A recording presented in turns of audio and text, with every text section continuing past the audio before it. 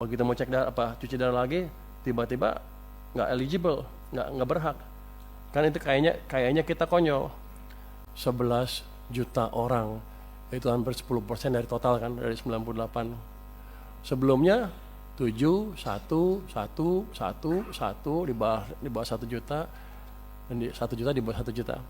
Jadi ini yang menimbulkan kejutan, kenapa tiba-tiba rame di bulan Februari tahun ini menurut dugaan kami ya, karena sedemikian besar orang yang terpengaruh dan mereka tidak tahu bahwa mereka sudah tidak masuk dalam daftar lagi, sehingga ya kerasa lah itu. Kalau 10% karena kan kerasa tuh, kalau 1% nggak ribut orang-orang. Begitu 10, hampir yang sakit tuh hampir semuanya kena tuh, dugaan saya ya. Jadi ini yang mesti dikendalikan ke depan. Kalau ada angkanya drastis seperti ini ya di smoothing sedikit lah, di average 3 bulan, 4 bulan, atau 5 bulan terserah, tapi jangan menimbulkan kejutan seperti itu. Bapak, Ibu pimpinan, dan seluruh anggota Komisi 8, 9, dan 11 yang saya banggakan, kita semua tentu ingin program JKN ini dapat berjalan efektif, sehingga benar-benar manfaatnya dirasakan seluruh masyarakat Indonesia tanpa keributan yang terlalu signifikan, karena uang yang saya keluarkan sama, nggak berubah. Kenapa keributannya beda? Berbagai langkah perbaikan tentunya harus terus dilakukan agar tepat sasaran. Apa? Iya tuh keributan kan. Oh, ribut aja lo. Kan saya hanya diundang ke sini, katanya ada protes di masyarakat ramai. Tadi Bapak Ketua juga bilang ada keributan di masyarakat sedikit. Jadi saya bilang keributan aja lah biar sama bahasanya ya Pak ya. Tapi kita ngerti masalahnya di mana. Jadi dengan sejalan dengan tersebut, upaya perbaikan ketetapan sasaran senantiasa harus mempertimbangkan hal-hal sebagai berikut. Tadi Pak Menkes sudah memberi permintaan berapa bulan, segala bulan. Saya perkuat sedikit deh. Pertama, perubahan data PBI JKN pada prinsipnya merupakan upaya untuk meningkatkan kualitas dan tata kelola program JKN agar lebih tepat sasaran, melindungi masyarakat miskin dan tidak mampu. Itu. Jadi pemutahirannya jangan bikin keributan. Yang kedua, penonaktifan peserta PBIJK dapat dipertimbangkan untuk tidak langsung berlaku, namun diberikan jangka waktu 2-3 bulan, tadi Pak Menkes 2 bulan, 2-3 bulan yang disertai dengan sosialisasi kepada masyarakat. Jadi begitu mereka masuk list, tidak masuk lagi ke daftar PBI, langsung trigger sosialisasi ke mereka bahwa mereka tidak masuk lagi ke list itu, sehingga mereka bisa melakukan tindakan yang diperlukan, entah membayar dengan tempat lain atau gimana. Tapi jangan sampai yang udah sakit tiba-tiba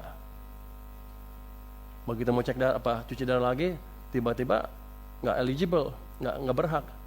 Kan itu kayaknya kita konyol. Ya, padahal uang yang saya keluarin sama. Saya rugi di situ, uang keluar, image jelek jadinya.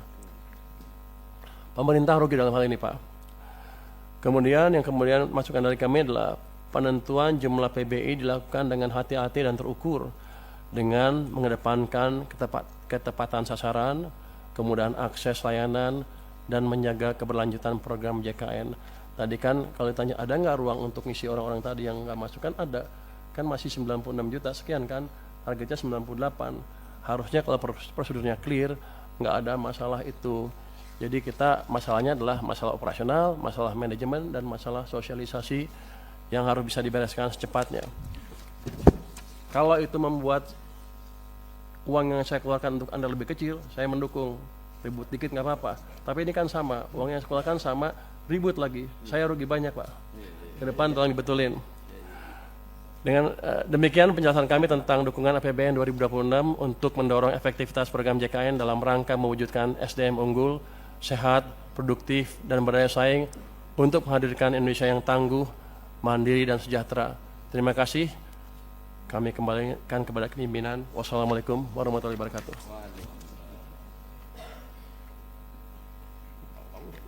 Baik, Menteri Bappenas.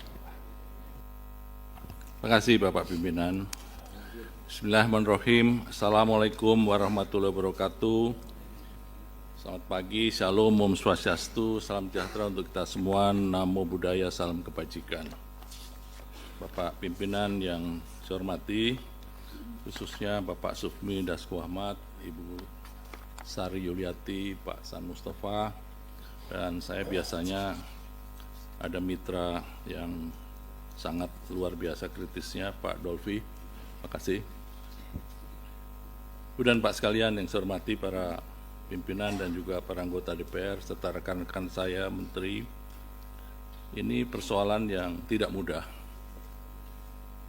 Tadi sudah disampaikan oleh Pak Menteri Kesehatan, masalahnya sudah tahu, tapi kita dalam proses menyelesaikan masalah.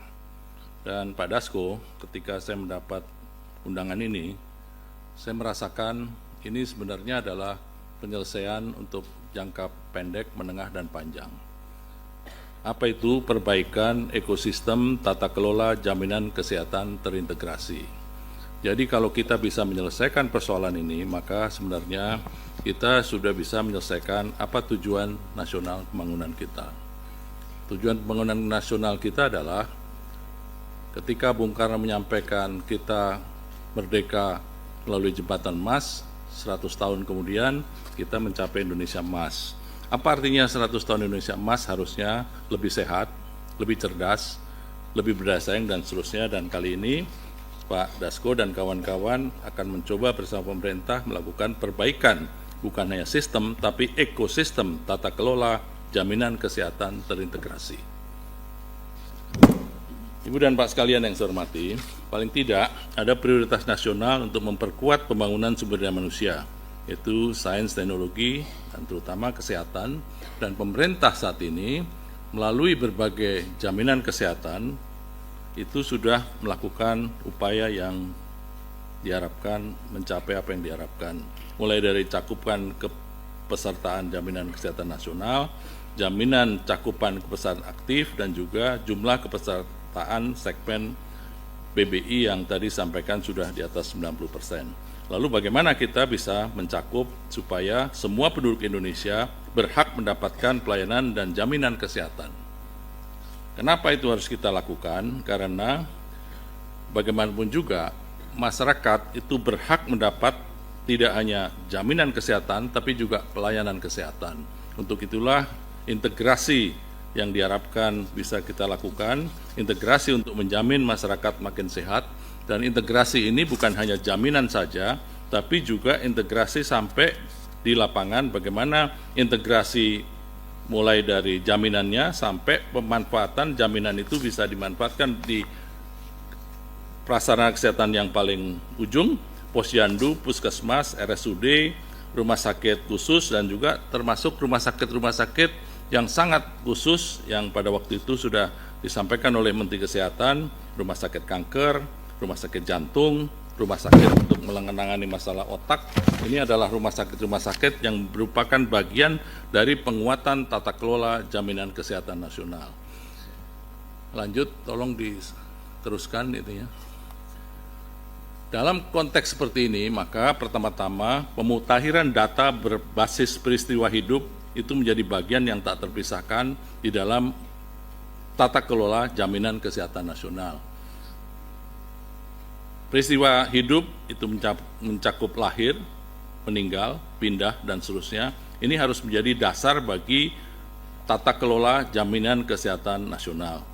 Kemudian deteksi dini peserta berisiko berupa akibat-akibat bencana dan lain sebagainya, ini harusnya juga menjadi bagian dari pencatatan data. Selanjutnya, penetapan indikator capaian kinerja BPJS berbasis mutu layanan dan pengalaman peserta seharusnya juga menjadi bagian dari penguatan tata kelola jaminan kesehatan. Dan seterusnya, dan paling menarik adalah penguatan kanal pengaduan yang selama ini juga sudah dilakukan oleh Kementerian Sosial, yaitu evaluasi hasil pengaduan digunakan untuk perbaikan layanan atau kebijakan nasional kita. Selanjutnya, perbaikan tata kelola data kepesertaan tidak hanya pembenahan dari sisi administrasi, tetapi juga menyangkut masalah investasi dan untuk kepastian layanan kesehatan, efisiensi sistem, dan kepercayaan publik terhadap jaminan kesehatan nasional.